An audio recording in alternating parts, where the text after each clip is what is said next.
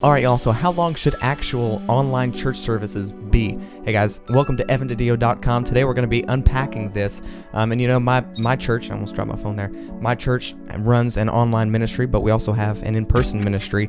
We stream the services from the in-person ministry, and our YouTube channel just crossed, as of like right now, 129,000 YouTube subscribers. We have more than 11 million views, and so in this video, I'm going to be sharing with you how long those services actually should be. Should they be 2 minutes long, 10 minutes long, 30 minutes long, 5 hours long? Let's get into it.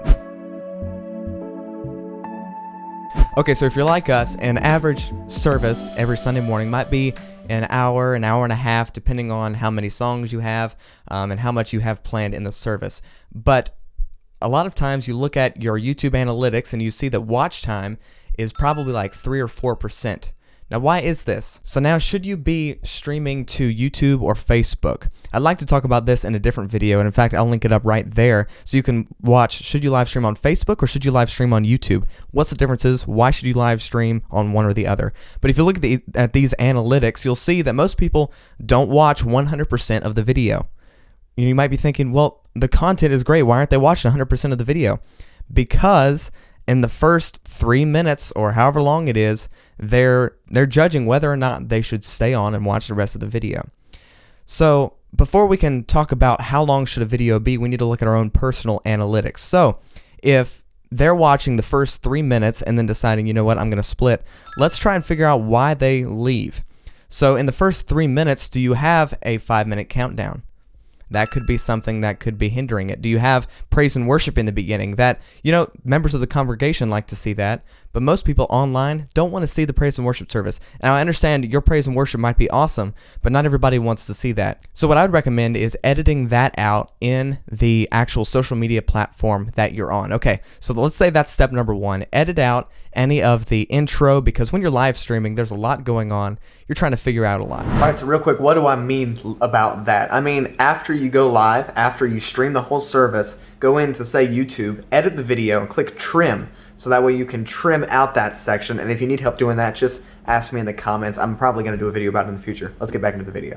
So let's edit out that beginning, that 10-minute countdown, and that praise and worship. That's probably a good 40 minutes out of the video already. So now, how long is the message? Here's the key. Let the message be as long as it needs to be, but as short as possible. Okay, so what does this mean?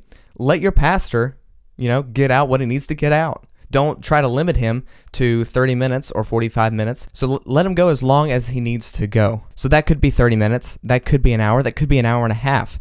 But then what you have is that the title of your video, that promise that you gave to the viewer, is already being delivered within the first 3 minutes of them watching that video. Does that make sense? So as soon as they click like this video, let's talk about this video for instance. Within the first 30 seconds, you knew exactly what the video was about and what you were going to get from it. Alright y'all, so how long should actual online church services be? Hey guys, welcome to DiDio.com. Today we're going to be unpacking this. Isn't that powerful? That makes you're still watching right now, aren't you? That makes you, in fact, why are you still watching? Do you want to know how long your church service should be? Let me know in the comments. That's why you're still watching, because in the beginning, I didn't have a 10-minute countdown that you had to fast forward through, and then I didn't have a praise and worship segment. You know what I mean? So not to say that isn't important and that there's not a place for that, but specifically for smaller churches that are focusing on just hyper growth, I think that removing that excess bulk after the live stream ends is going to really help your audience retention, and that's going to tell, say, the YouTube algorithm that we need to promote this video more. So a good rule of thumb is 30 minutes to an hour and a half for a regular message. So that's like just a regular message. This is your first little tip of the day. Well, I guess second, because as long as it needs to be, but as short as possible. So I would say the first amount of time you should focus on is 30 minutes to an hour and a half. That's like a normal service time that most people are prepared to watch whenever they click on a church service. So let's think about it like this. That's one piece of content. Okay, so that's one piece of content. So how can you take one piece of content and divide it into several different pieces of content? So let's say we have an hour-long message that we streamed on Sunday morning. We edited out the 10-minute countdown and the praise and worship, and it's just a message now, and it's doing really well. Now we can take clips from that segment. You see what I'm saying? So we can take 5-minute clips, and we can post that on YouTube too as a separate video with a separate title and a separate thumbnail. You can even add an intro and an outro. You could add a call to action at the end. What's that? That is, hey, go to livingchurchministries.com, fill in the blank. Go to encountertoday.com to learn more about this ministry and subscribe to this channel so that way you get more videos just like this one and longer sermons from our pastor. So that way, if in case they don't want to watch an hour-long video, they have a 5-minute long video, a 3-minute long video, a 20-minute long video that they can watch. It's quick content. They get what they were looking for.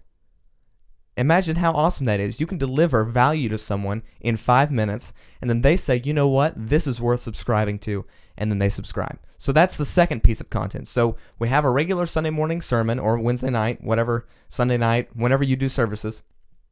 That's like an hour and a half. Then we take clips from that. Let's say we take 2 clips from that, each 5 minutes long. That's 3 videos we're already posting on social media. Now, let's say you're doing a sermon series, or your pastor's doing a sermon series. This is going to be piece of content number 3. This is called the mega video strategy. Now, maybe you don't want to do this within the first few months of trying out those first 2 pieces of content. But the mega video strategy is huge. What is the mega video strategy, first of all? Let's say your pastor has a sermon series. And let's say there are 6 messages, each an hour long, on joy or on peace. Let's say salvation. Let's just chalk it up to salvation. He has a 10 sermon series on salvation. How can you turn that into a mega video that is 10 hours long? Now, maybe you don't want to do it 10 hours. Maybe there are 5 messages. Maybe that's more realistic. So the video would be 5 hours long. That's huge. We did that on our YouTube channel. We had several different interviews that we combined into one big video. Now, what's cool about this is, in between those videos, you can do kind of a Q&A segment. So if on each individual sermon on YouTube or on Facebook, there were questions in the comments, in between those, you can say, hey, coming up next, we've got part 2 to our salvation sermon series, and a few questions from that, and then you answer the questions. And you even mention the person's name that asked the question. And then they become more and more connected to you. That way you're delivering even more value. And then that's a 5-hour-long video. Let's say they watch an hour of that. That's a lot of watch time that they're getting, and YouTube is going to really promote that video. We did the mega video strategy with several different interviews, and my pastor did an intro and an outro. And it is very polarizing topics. I mean, it was before the election, so a lot of stuff was going on, very polarizing, which means, could be offensive, could not be offensive. And lots of people were engaging in that in each individual interview. So then we took them and we made them one 5-hour, 48-minute long video, somewhere around there. And we posted it on YouTube. And it went crazy. 200,000 views within the first week. That's insane, y'all. That's the kind of reach that you can have too if you keep posting. And listen, it takes work. It takes discipline. But I think you can do it if you work hard at it.